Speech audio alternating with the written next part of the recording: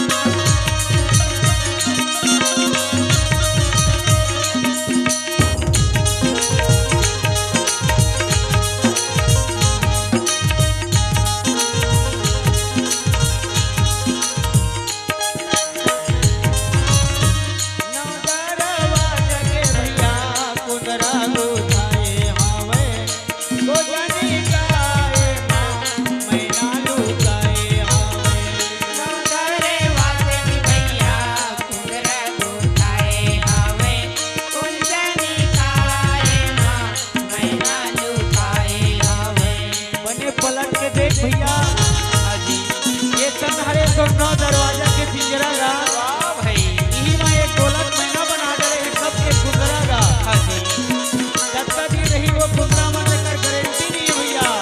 भाई दरवाजा के भैया कुंदरा गोताए हावे वो जानी काए मां मैना लुकाए हावे। दरवाजा के भैया कुंदरा गोताए हावे कुंजनी काए मां मैना लुकाए हावे।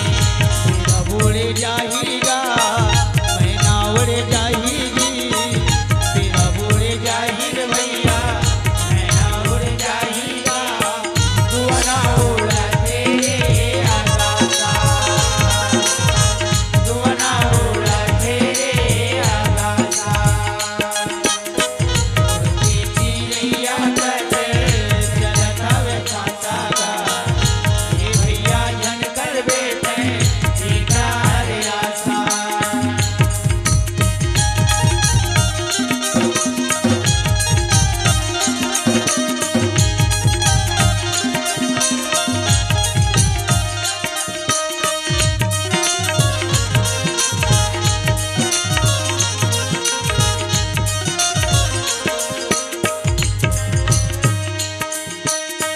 प्रियना परत हावे जब लगे तेल गा बड़े अजर ढे राजा पाती के खेल गा। प्रियना परत हावे जब लगे तेल गा बाजा बजा से बड़े अजर ढे राजा पाती के खेल गा। ये भैया सही में ये तनहा कच्चा माटी कर दियाएगा। ये बात जब तक भक्ति के तेल है तो दिया जीवन भर जगमगावत है। जेकर भक्ति के तेल छिड़ा जाते भैया कहाँ बात अपने अपन बुझावत है।